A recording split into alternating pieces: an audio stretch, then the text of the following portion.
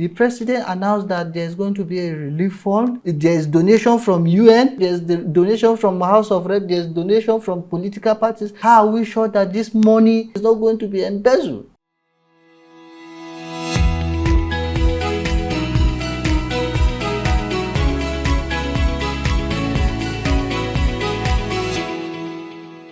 Here's what's trending. Floods devastate parts of Central and West Africa. Global warming hits hard. Borno State, Nigeria battles massive flooding. President Tinubu responds. Earth tremors shakes FCT of Nigeria. Ghana secures a 30 million UAE grant for forest conservation. The 2024 UN Climate Change Conference, UNFCCC COP29, is set to convene in November 2024 in Baku, Azerbaijan. Welcome to the program, guys. This is What's Trending on Green Growth TV. My name is Omubo Obirabi Salome. Looking at the headlines, we have interesting topics to cover in this particular episode. And we're going to have a deep conversation about these topics to analyze them properly. Today, I'm not going to be having the show alone. I have a very interesting guest with me. I have Mr. Abdullahi Sani, Program Coordinator at Community Rights Education Advancement Pathway. Thank you, Mr. Sani, for joining us today. Thank you. How are you doing, sir? I'm fine, thank you. So can you tell us a little bit about your organization and what you do there? Well, my organization, Community Right Education Pathway Advancement, which can be, we use the acronym CRIP Africa Initiative. Wow. Is a new organization. We started about 2 years ago, and we do have monthly engagements online with community members and stakeholders. And in coming weeks or months, we tend to have an engagement in Kuje and Abaji. Kuje in Abuja, right? Yes, Nigeria. Yes, in Abuja here. So okay. We've been in talk with the officials about the upcoming program. So we want everybody to look up to it. It's a program whereby we tend to build capacity. It's a capacity building program, and as well as enlightening initiative for our teaming youths in the FCT. Wow. So the program focused on enlightening youths in the FCT. And capacity building. Yes. That's very, very commendable. We're going to start with the climate change in West and Central Africa.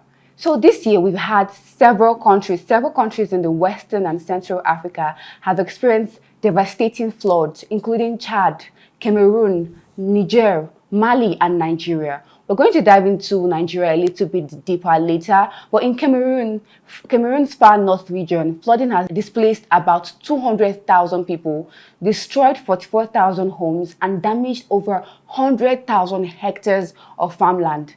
Chad reports nearly 1.5 million people affected, with 145 deaths and significant property damage.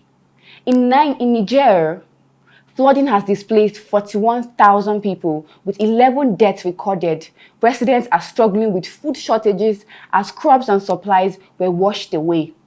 Moving on, in Mali has declared a state of natural disaster as floods impact thousands in Segal region, with families losing everything. These floods, while we can say that these floods are seasonal, this is the season of the rainy season from July, but it has been intensified due to climate change.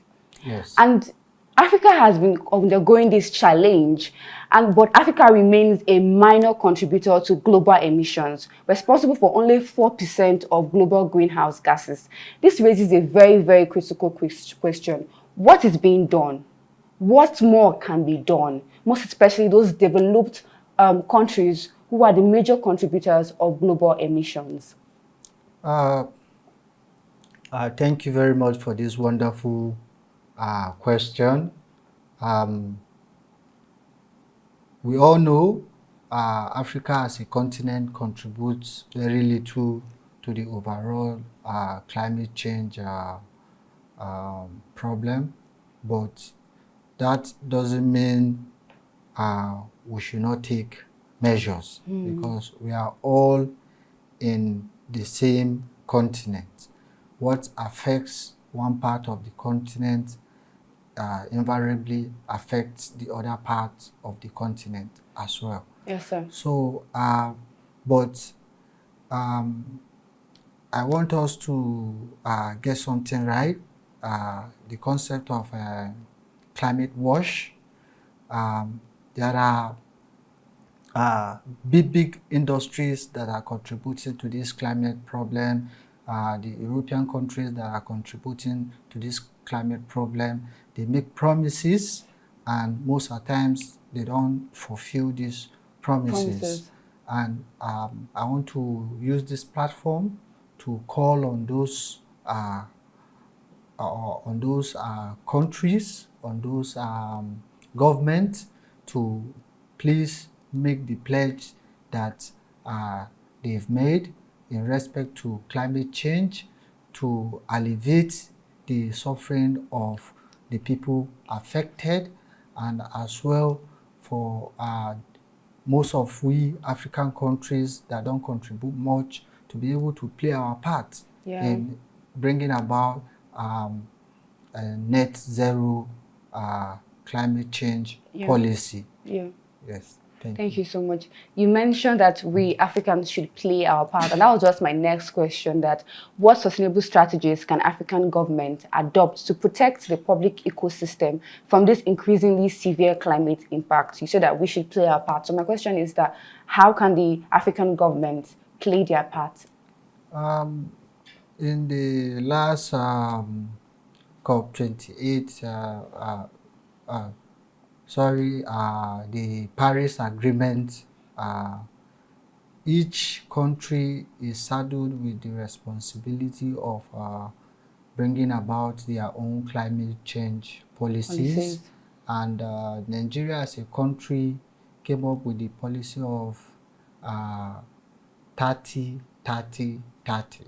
By 2030, it's expected that our power consumption, 30% should go to renewable energy use, and then we should as well be able to generate 30 megawatts capacity. So these are things that we as a country have initiated to bring about a change in the climate problem that we are facing. And not just that, we can as well reduce the amount of waste that we use, and then as well implement policies like energy consumption policies that can bring about reduction in the climate change level, the intensity in the climate change, and as well other initiatives that can help reduce this problem on a national level. Okay, thank you so much for that, Mr. Abdullahi. So moving on, I want us to narrow it down to Nigeria, because you mentioned Nigeria. Yes. On September 10th, the Alau Dam in Borno State, Nigeria, overflowed, leading to severe flooding that displaced over 400,000 people. Schools, markets, homes, and health facilities were affected. And infrastructure across the region was damaged, with 37 deaths. This disaster has pushed an already vulnerable population further into crisis. President Bola Ahmed Tinubu gave a speech on the 1st of October, Nigerian's Independence Day, where he also addressed the recent natural disasters in part of the nation. After Vice President Kashim Shettima visited Maiduguri, I also visited to assure our people that this federal government will always stand with our people in their times of trouble.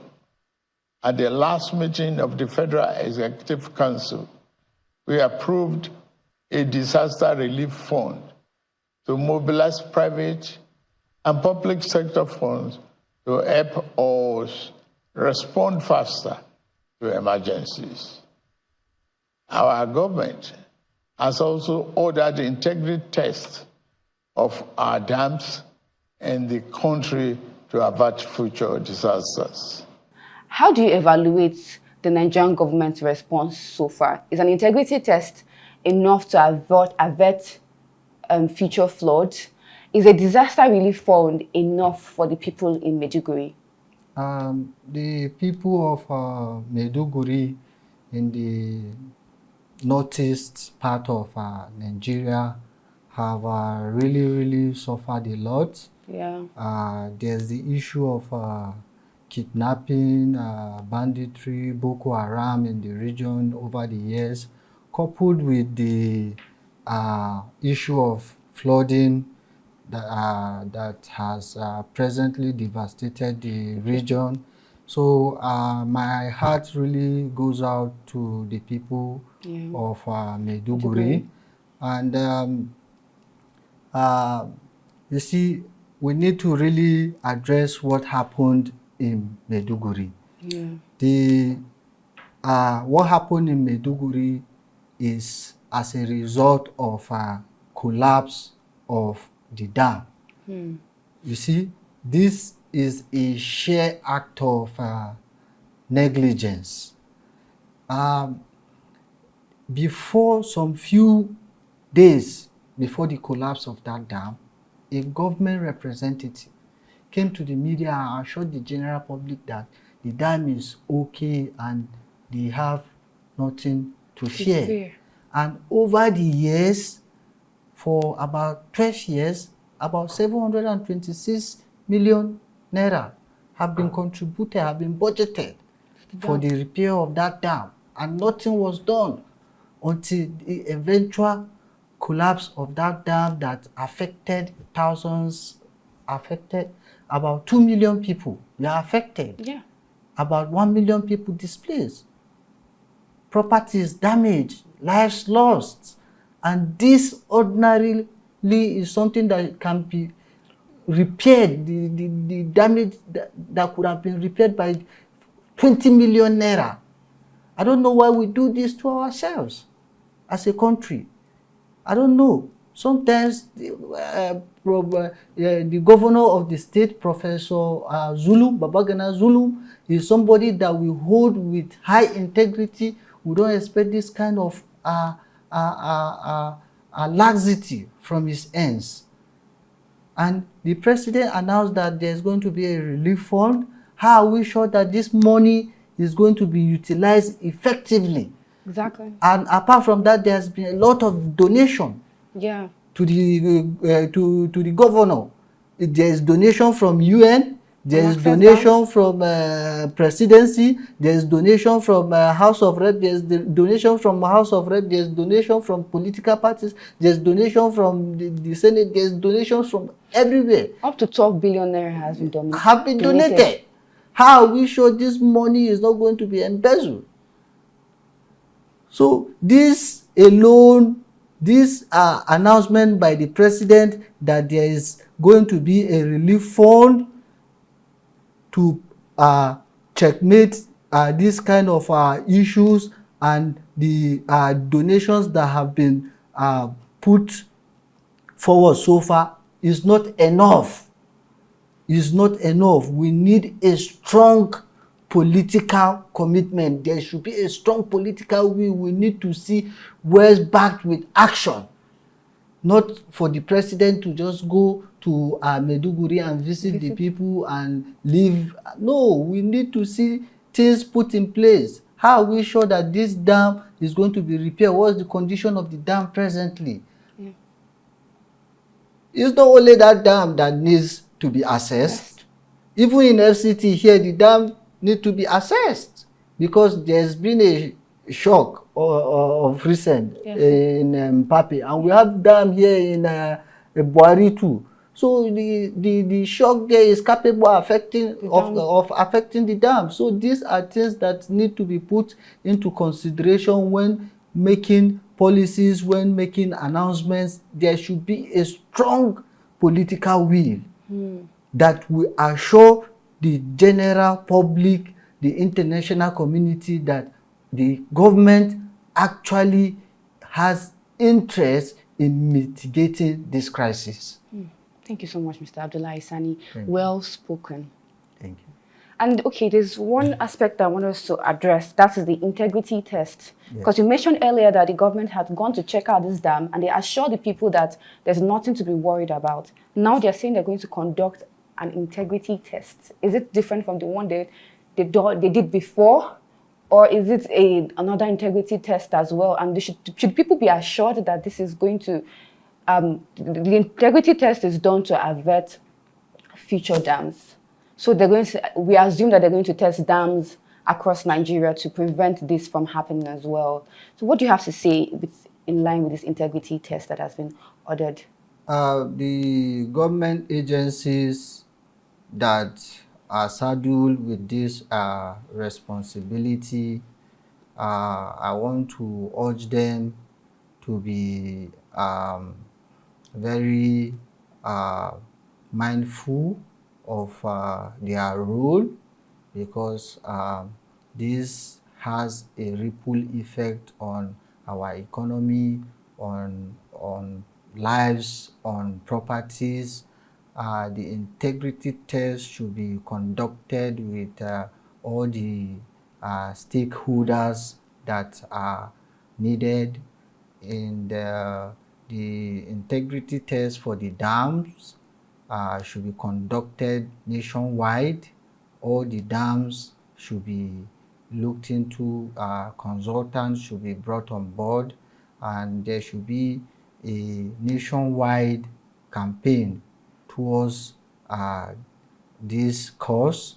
Let the people who are close by, people who work in those facilities, when they see something, they should say something, and there is a need to deploy geospatial technologies to monitor these dams and ensure that they are in the right condition, and then the test should as well be able to mitigate future crises. And those that need maintenance, the maintenance should be done. Those that need to be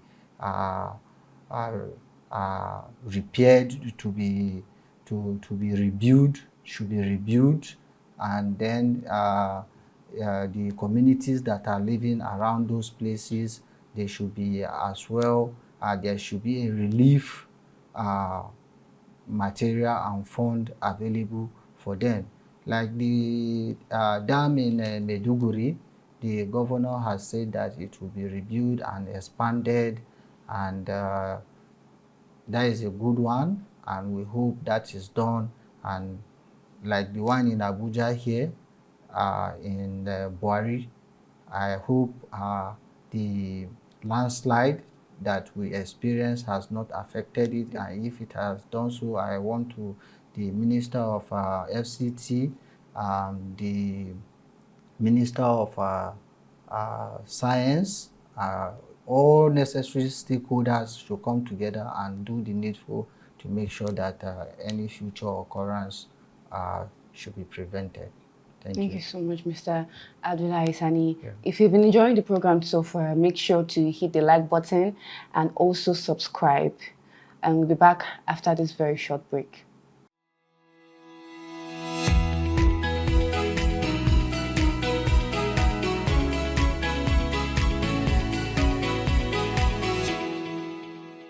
Okay, welcome back.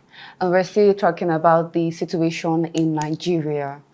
And so you mentioned about the earth tremor in Mpapi FCT of Abuja. And if you don't know, in recent weeks, residents of Mpapi, Abuja, the Federal Capital Territory of FCT of Nigeria, has felt a series of earth tremors. The government has reassured the public that these tremors are low-risk natural events, and the government attributes these tremors to accumulated stress along fault lines.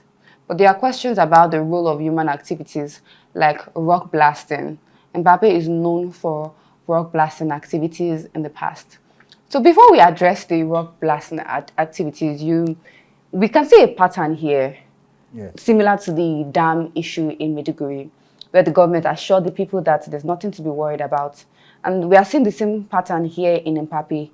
The government has assured us that there's nothing to be worried. Is there really nothing to be worried about in regard to the earth tremors that was experienced in Mpapi? The earth tremor that was experienced in Mpapi, I don't think there's a cause for alarm, as there are some people in FCT here that are not even aware that anything like that occurred. Yeah. You know, if you even go to online, if you go online, you barely find much about it. The last time it occurred was in 2018. That's about 5 to 6 years ago. This is September 2018, September 5th, 2018. And ever since then, they've been enjoying some relative calm and peace in the community. Yeah. But then, on 16th, September 16th, right? Yeah. There was another occurrence which took like 3 days. Yeah. And well, yeah, there was no any major shaking, but there were loud sound. The people in the community said they heard loud sound and some vibrations. I would have to interject you with that. Yes. Because the residents in Mpapi actually said that it was very serious. Some even reported that buildings shook from the tremor. And some people were sleeping, and the way it shook, it woke them up from sleep. So that should not be a concern to the people. Yes, yes. Actually, the people in that area, they are used to loud sound and those shaking, because there are blasting activities and mining activity going on in that area. But notwithstanding, the government have made some campaign that when they hear sound and when they experience any building shaking, they should run out of their building. And then I was asking myself, run to where? Has the government made provision for where to run to, you know? And then they should not go close to electric poles during the shaking due to fear of electrocution. So I want the authorities to make provisions for shelters in the community, so that when there's this kind of occurrences, people will have where they can run to. And not just that, again, the issue of mining that is going on in the area. There are people mining sand, and there are people doing blasting of rocks in that area, and there is digging of borehole. These are things that contribute to this tremor. So the government should provide potable water supply to stop the digging of the borehole in that area. And what we should be mindful of is that this tremor that we are experiencing is a sign of a future earthquake. So right from now, if we don't take the necessary measures, it will get worse, and what we will experience by then, it might not be what we are experiencing. People may not have where to run to. Yes, it might not be what we are experiencing now. So please, I want to call on the authorities, the FCT minister, the NEMA, and all the agencies should come together. Even the Ministry of Mine. There are people mining in that area. The people are used to all this loud sound. Even at night, they say they used to hear sounds. So these are things that need to be Addressed checked properly. If it is the mining that is causing this problem, it should be halted. It should be put to a stop. If it is the blasting that is causing this problem, it should be stopped. And the issue of borehole, the digging of the borehole, the government should provide water. You know, how can somebody in FCT not have water and be digging borehole? We provide everything for ourselves in this country. So the government need to sit up and own up to its responsibilities. Thank you. I wanted to even ask about the human activities, if it is a contributing factor to the earth tremors, but I think you already answered that question. And with regard to that, I think the government is already doing regulations to regulate the activities of rock blasting in that area. So that can be commendable for the government. So moving on, and regards to what the government is also doing, the Nigerian Geological Survey Agency, NGSA, has urged the residents of the Federal Capital Territory to remain calm following the report of the earth tremors.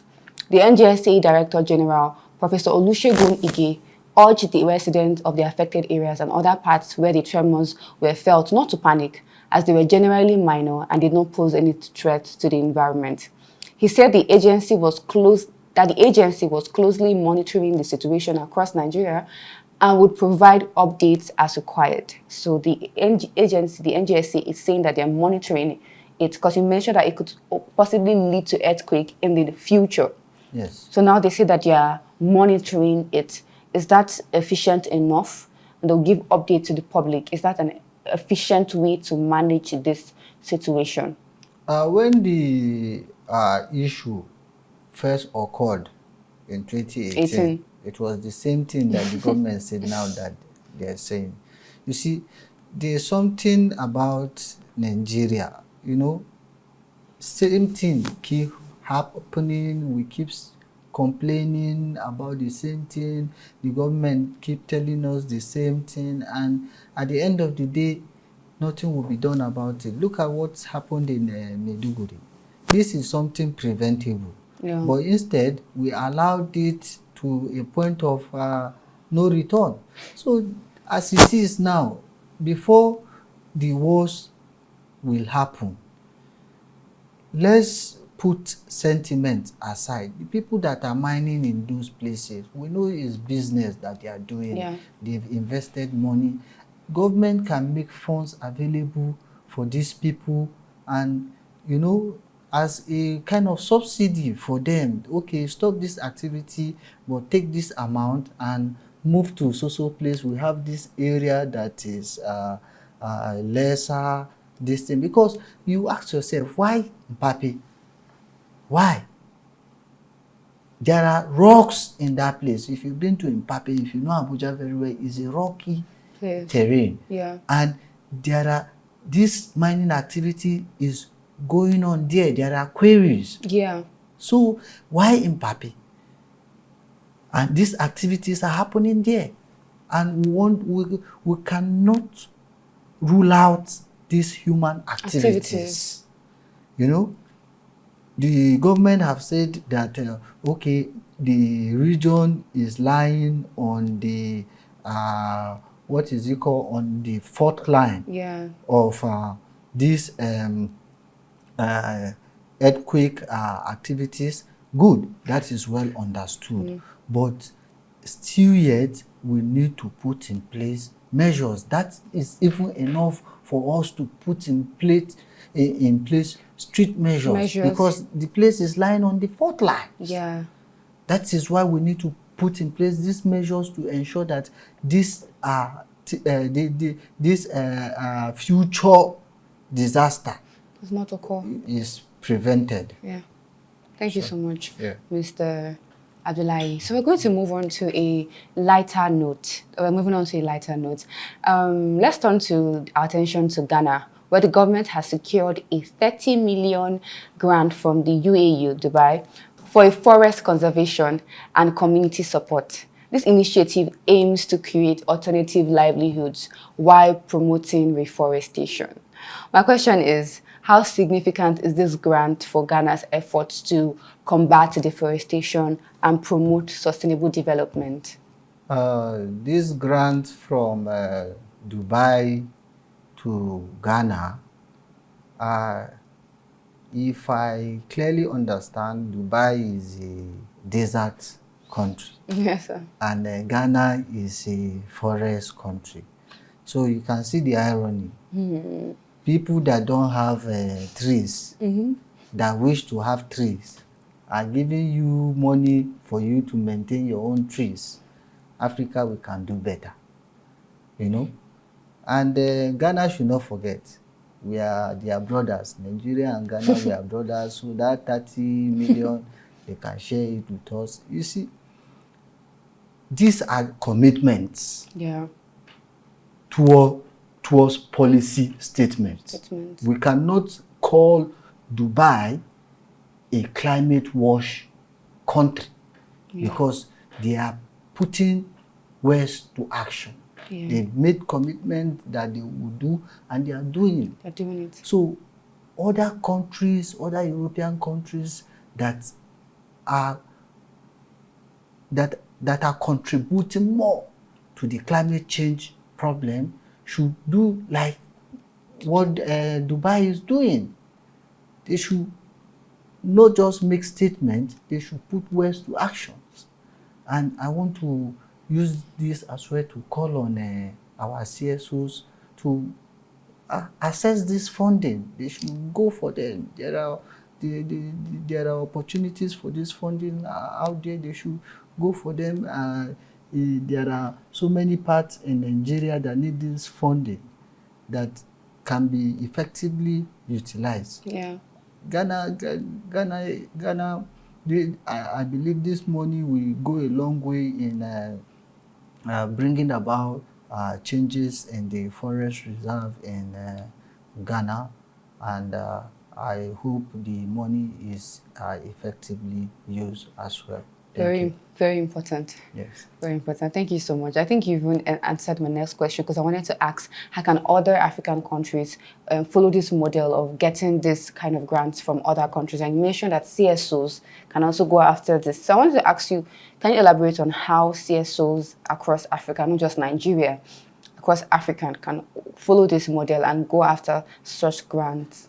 Yes, some of these grants are not accessible by CSOs. They are like this one, I believe, is to the government. Yes. So, but the CSO can come together, form a cluster, and then back up policy statement to the government.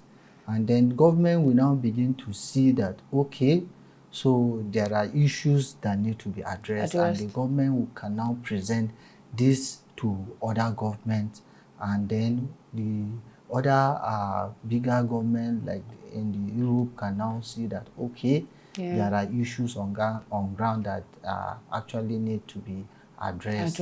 And then they will now make a commitment, just as Dubai have done. Towards this climate change issues. Like in some part of Nigeria, there was drought, the early farming period. So they will need some of this funding to be able to implement irrigation system to have to be able to have food to prevent food shortage. And then, you know, there are so many things that the government can do with these funds, and the government have been campaigning that people should start small-scale farming in their backyard. So you see, enlightenment can be done in that area, and then these funds can be put to make all these things possible. Yes. Thank you so much, Mr. Abdullahi. So, countdown to 2024 UN Climate Change Conference, COP29, in Baku, Azerbaijan, on the 11th to 22nd of November. So my question is, what are your expectations for the Conference of Parties, COP29, this year? Because you mentioned it earlier at the beginning of this show. Yes, the COP28, which took place in Dubai. Yes. Was a good outing. The Nigerian president was there, and I hope he will be present during the COP29 in Azerbaijan. Um, as Nigeria as a country, as a leading African country, I want them to take responsibility as leaders of the continent and mobilize the other African countries to call for climate actions. When do they want it? Yeah. And how do they want it?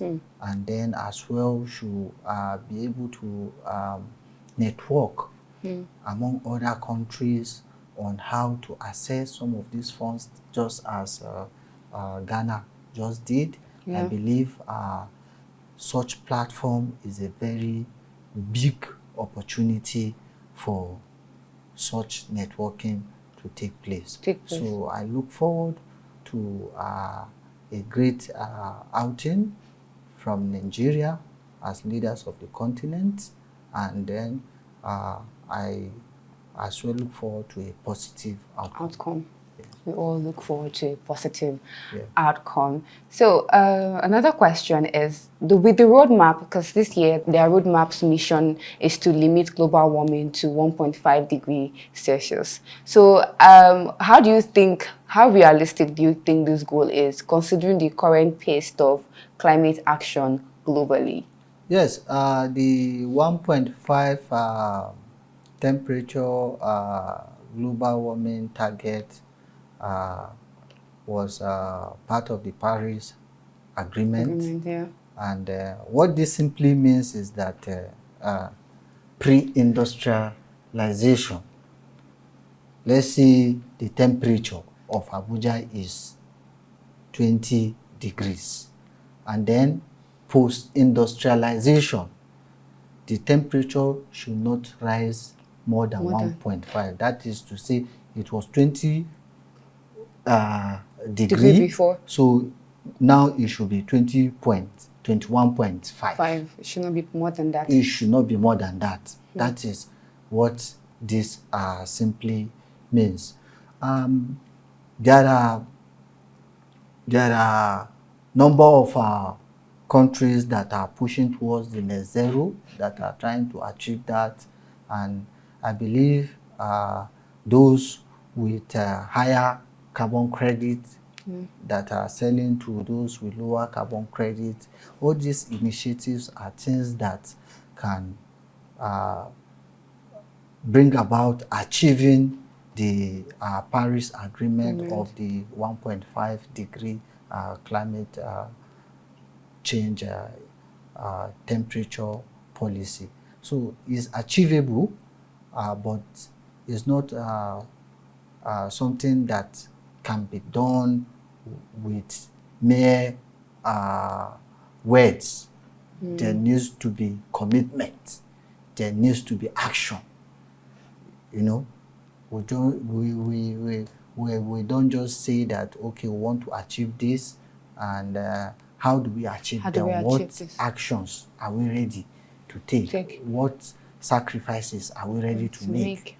So there is a move towards EV, electric vehicles. They are adopting. China is doing that with their BYD. I can see Elon Musk coming up with electric vehicles. So they need to make policies that will make that aspect of the economic viable for other manufacturers to come in, so that we can mitigate this crisis of climate change. Thank you so much, Mr. Abdullahi Sani. So moving on, how do you think international communities and African communities can come together to prioritize and adequately address this during the conference? Because you said that the problem now is the how. They've stated their reason. The problem now is the how. Yes. So I think you've also answered this already, or if you have more to share. Yeah, I think I would like to add one or two more. You see, the issue of energy consumption, the issue of global global warming is something that when you look at it strategically, is something that the numbers are there. Yeah. When you follow the numbers, countries like Egypt, some years back, they were having energy shortage. And at a point, they sat up and began to take drastic measures, and they were able to meet their target and even begin distributing to other countries around them. So by the time you are able to meet your energy target, you can now begin to implement policies and measures that will enable you meet your commitment, your climate change policy commitment. But reverse is the case. I'm sorry to say, for my country, Nigeria, we've not been able to meet our target, our 30-30-30 target. By year 2030, we say we should have been able to, we should be generating 30 megawatts of electricity. And as it is today, we are just in between 5 to 6 megawatts. So how can we be able to meet that? Yeah, you mentioned that African nations, Nigeria being the lead or the leader of these African countries, you might have some kind of controversies and for that statement, because other African countries will not agree that Nigeria is the lead African countries. Only Nigerians think that. So it's essential for African nations to like voice their specific needs and their challenges related to climate change. But do you believe that there will be a tangible outcome from COP29 for African countries in terms of funding and support for climate initiatives? Yes, I know South Africans will disagree, but notwithstanding, we've always been we've been playing the role of a big brother to our other African countries, most especially Ghana. Yes, and COP29 in Azerbaijan is another opportunity for Nigeria as a country to step up in its big brother role and lead the way. I don't expect this to be any controversy. Anybody can take the lead as far as it's going to bring about a positive outcome. But at the back of our mind, we should know that we as a continent, Africa as a continent, we have more to gain than to lose during this outing. We should come together as one and then channel our course to see how we can access funding from this outcome, and as well network, make a lot of friends. So COP29, I believe, is going to be a very big outing for us, and I look towards seeing a positive outcomes. Yes. Yeah. Thank you so much, Mr. Abdullahi, for your time today. Thank you so much for sharing such wonderful insights with us. We all look forward to COP29 and for a better outcome for Africa as a continent. And that's it, guys, for the show today. These discussions just remind us that climate change is not only a future problem, it's a present reality. We are living it already. We cannot keep ignoring it. So the time for action is now. And it's crucial that all nations, big or small, do their part. Thank you so much, Mr. Abdullahi, once again for joining us today. And until next time, stay informed and stay proactive. Bye.